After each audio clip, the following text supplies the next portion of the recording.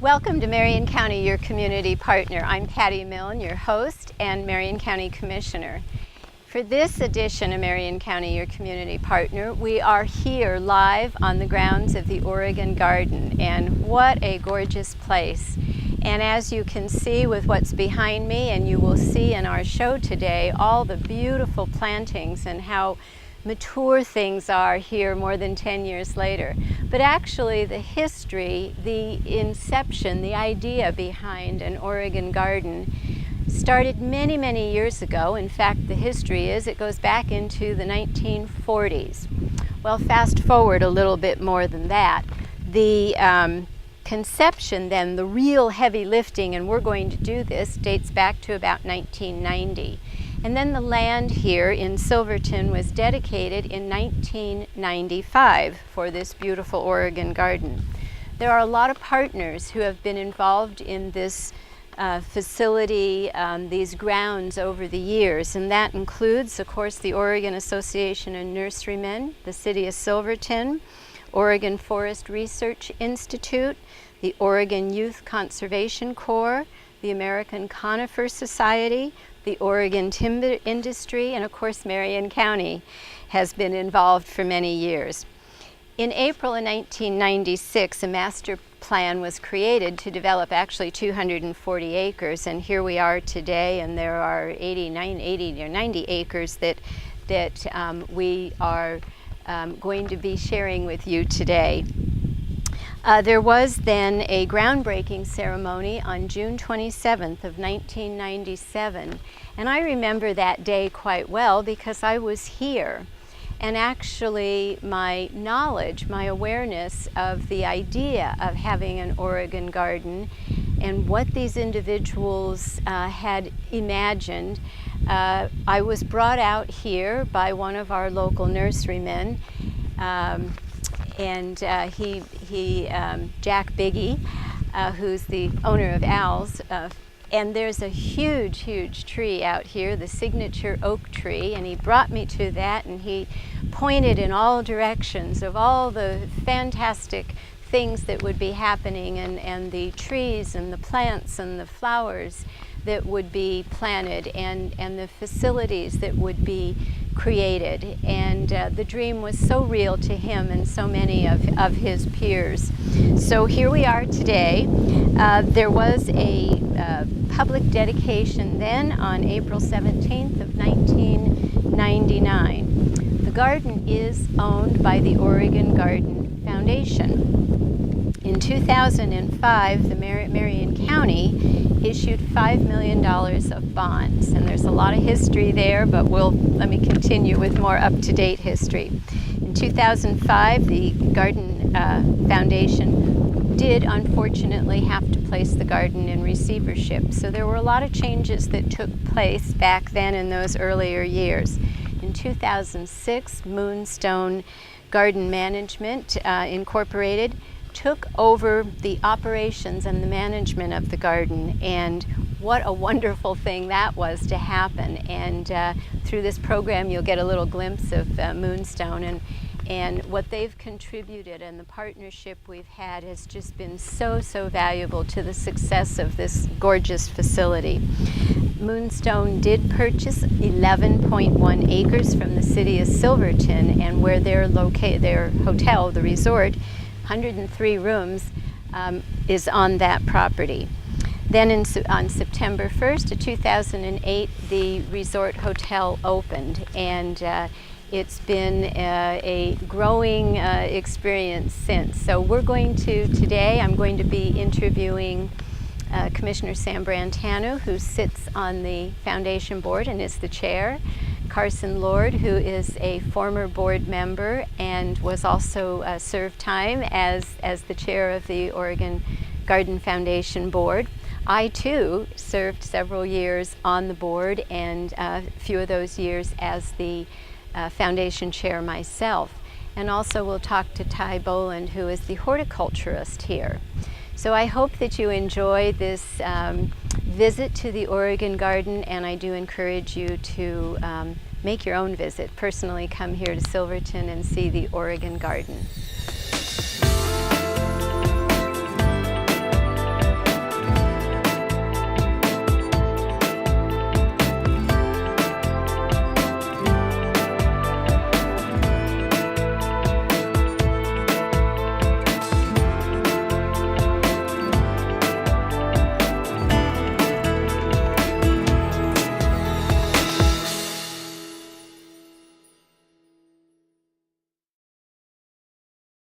For this segment of Marion County, your community partner, we are here on location at the Oregon Garden, and we have a beautiful view of the Oregon Garden Resort just up there ahead of us. I'm so thankful to have you three gentlemen here today. We're going to talk a little bit about the garden. And first of all, to my left, to the audience right, is Commissioner Sam Brantano, who is currently the Oregon Garden Foundation Board Chair. Sam will be talking in a minute about what's happening currently.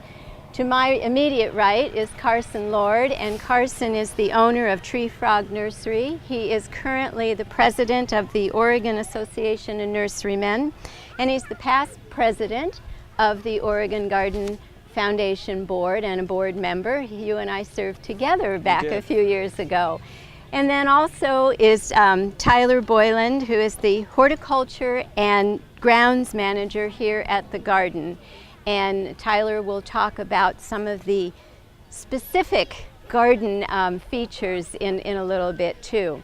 So I would like to begin this conversation with you, Carson. You, with your background, you were a former board chair, former member, and your association also with the Oregon Nurserymen's Association. Can you give us a little history of the garden?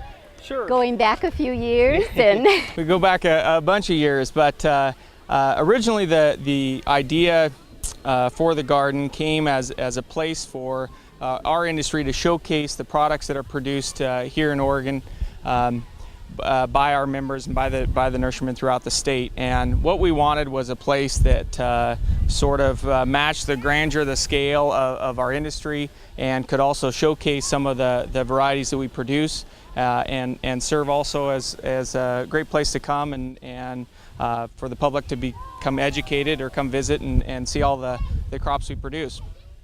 It took several years for a location to be found, and it was no accident that it's located now here in Silverton in Marion County. Marion County is the largest producer of nursery stock in the state. Most recent statistics peg it around $200 million in product. We now comprise about 90 acres here on this site. It's been a multi-stage process, multi-year, multi-stage process, and I think Ty can better explain some of the different gardens that are here. Some of the other sort of big attractions I think that have come in more recent times has been the Fire Safe House, which is kind of back behind us over here, the Garden Resort, of course, which is up above us, and then sort of the evolving use of the J. Frank Schmidt Pavilion, which of course is named for a major nurseryman here in the state, and was made possible through their philanthropic efforts, but has been host to countless events over the years for all of us. so, and you look both as a former board member and the Nurserymen's Association. What do you see in the future for the garden and for visitors? You know, I think that the most important thing for the garden has been that to remain dynamic and to convince people that there's always a new reason to come. And it's a shame that, of course, when you first open a garden like this, that people want to come in the first year, the first 6 months, and they see things just after they've been planted, and for lack of a better word, they're not always most impressed. And here we are 10 years later, and as you can see, things have grown up and filled in and are really spectacular.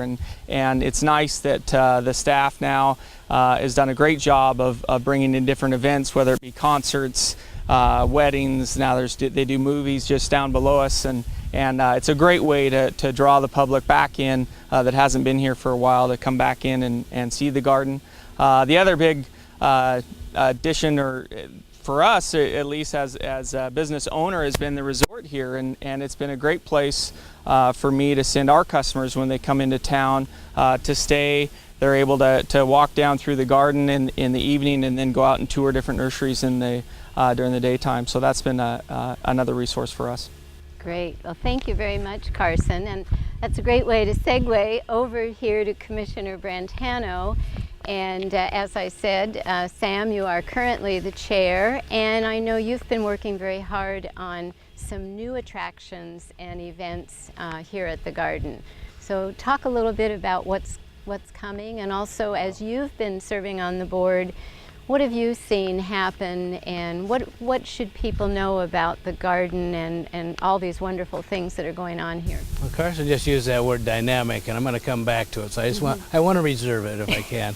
But the foundation has a whole lot of functions, from ambassador to chief cheerleader to development both of economic base and just support, personal support, and we get that through all the volunteers that really make this operation work.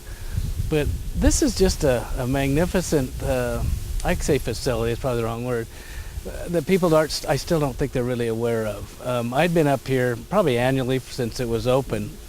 We just got, and I wish it was closer in the film, we just got the first of 2 trams. I saw and it was one right as up I on top of the drove. hill there now. Well, like I was saying, I've been here a lot, but it wasn't until I got on that tram and took a real tour around and had somebody explain what I was seeing, and boy, when the lights just went on, there's a whole bunch more.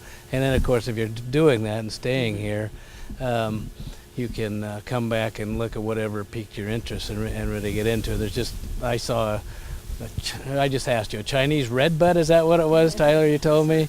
But that was 2 months ago, and apparently they blew them early. I was gonna make a stand right, because it was. I made them stop the tram. Let's look at that. But we have a whole bunch of activities. Now I'm going to get back to that dynamic word. That's what I really want to do with the foundation. Just like Carson said, we're trying to, you got to have new things and interesting things, and the one we're going to spend a whole lot of effort on, and I'm predicting a hit, I can't say it any different, is the Christmas marketplace. It's modeled after German Austrian events. There'll be campfires to sit by and booths to go to, and each year, maybe we shouldn't have them come the first year, but each year there will be more lights.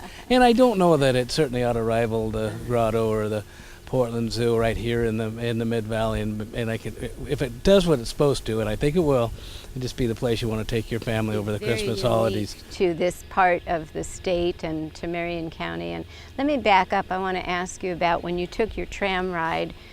Share with the audience, what are some of the things that really caught your attention throughout the ride that you would suggest people look for? Well, there's each one is different. There's just different sections that I think walking around I didn't recognize without having somebody tell me what it was.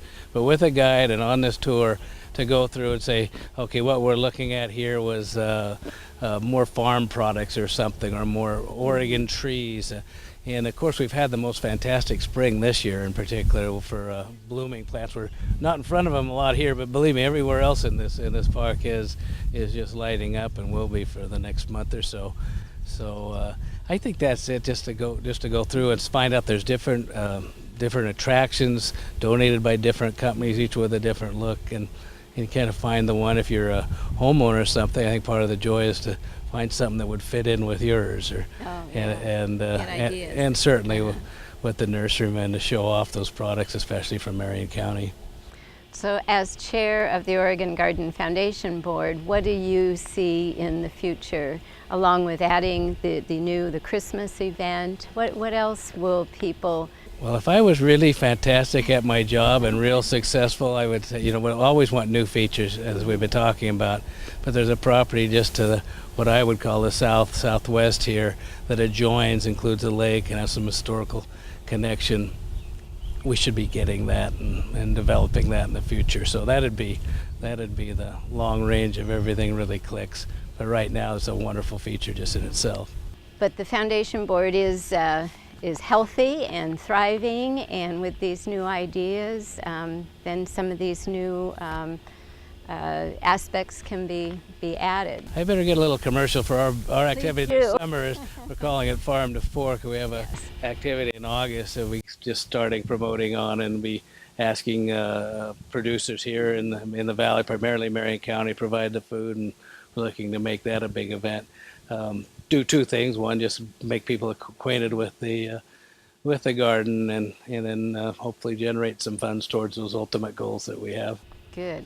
So people can volunteer. There are a lot of opportunities for people living, working, playing around Marion County, or this is the Oregon Garden, so we want all residents of Oregon to know that this is there's there are membership opportunities, there are volunteer opportunities.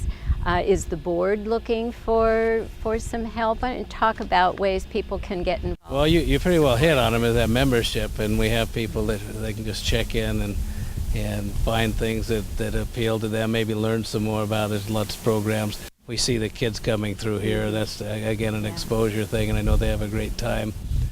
On the board itself, if you're asking, I think we're filled up now, which I'm real happy about, and just getting organized well and getting ready to tackle the future.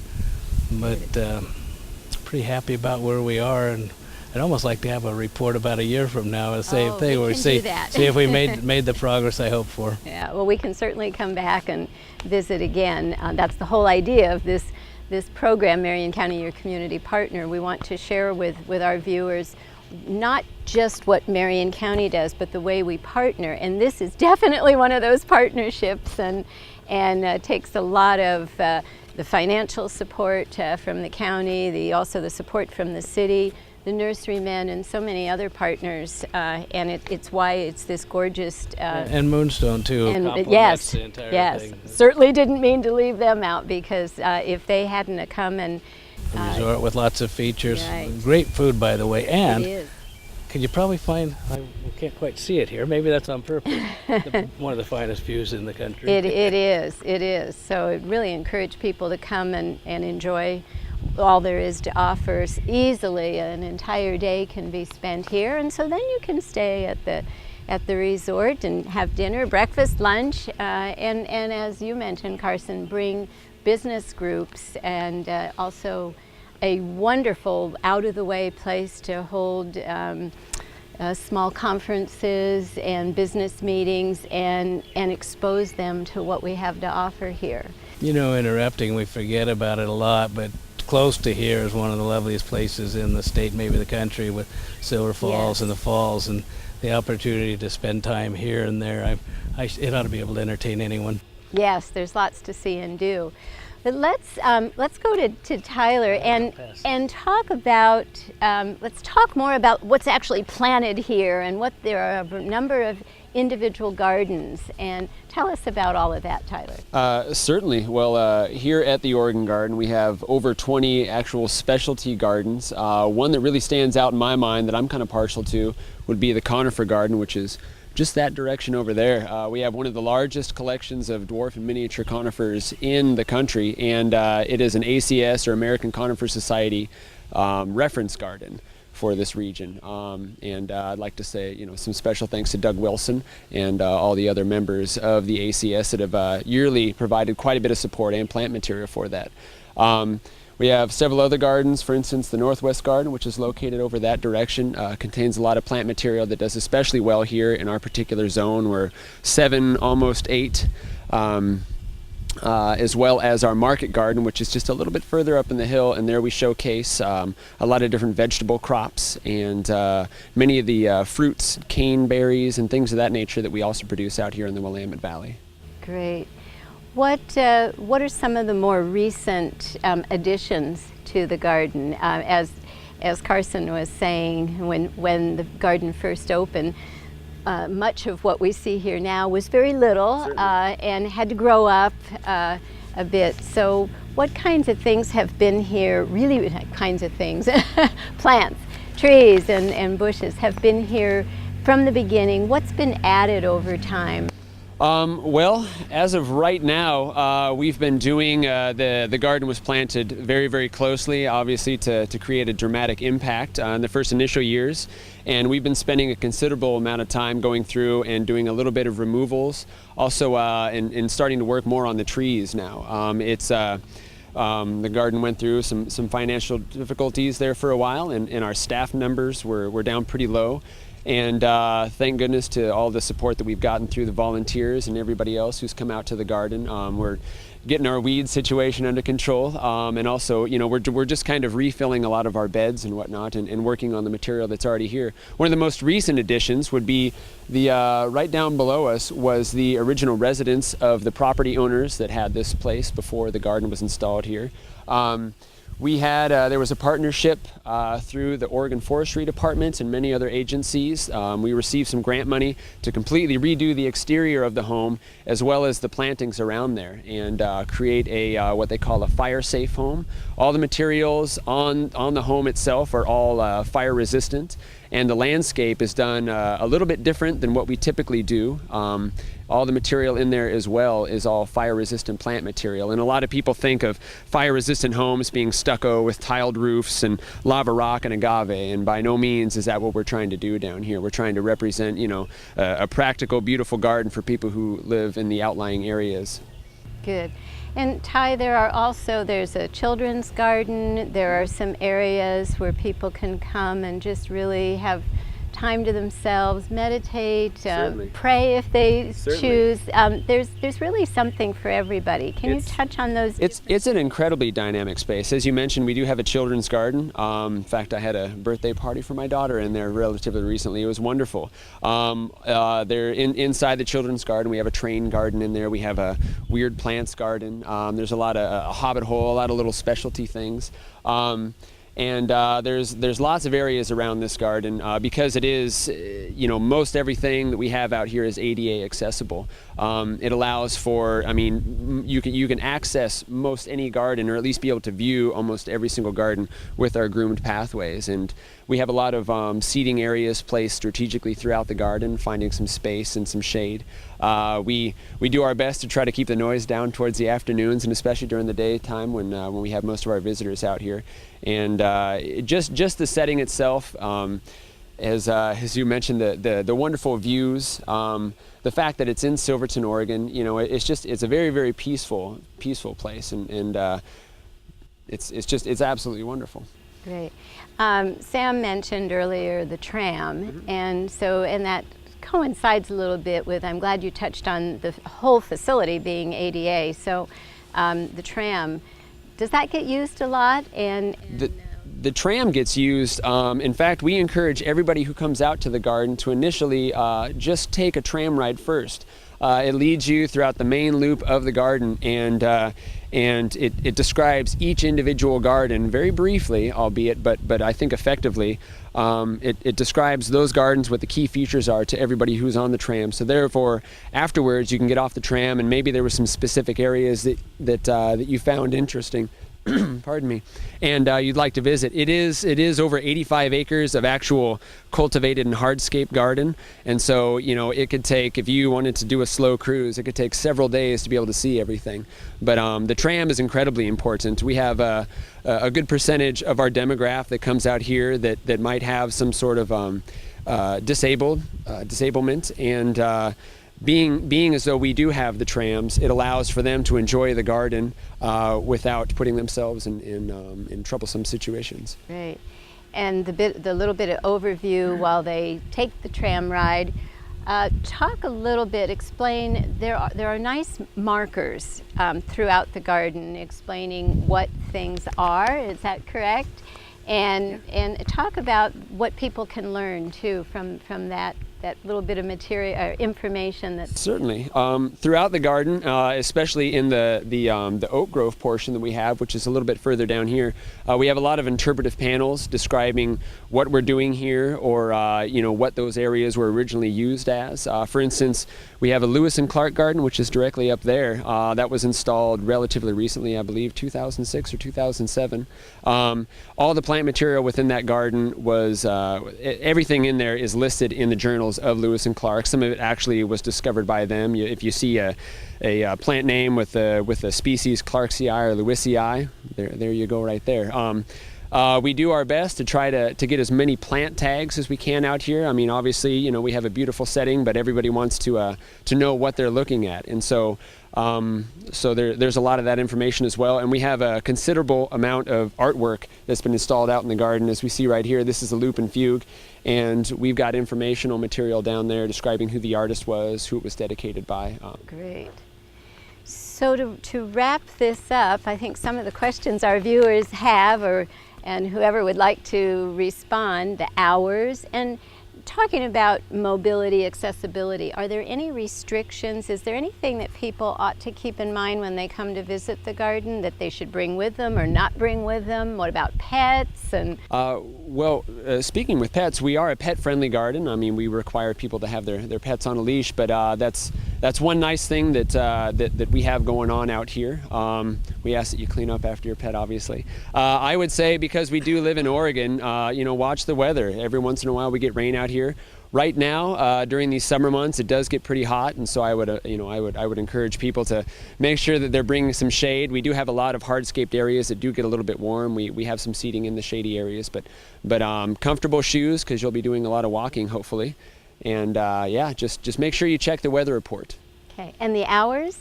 The hours, our summer hours right now are 9 a.m. to 6 p.m. and the tram is running from 9:30 to 6 o'clock. Great. And maybe, Sam, would you talk about events that will be happening in August and September and then into the fall? I've already told about the two that I have, and the weekly events.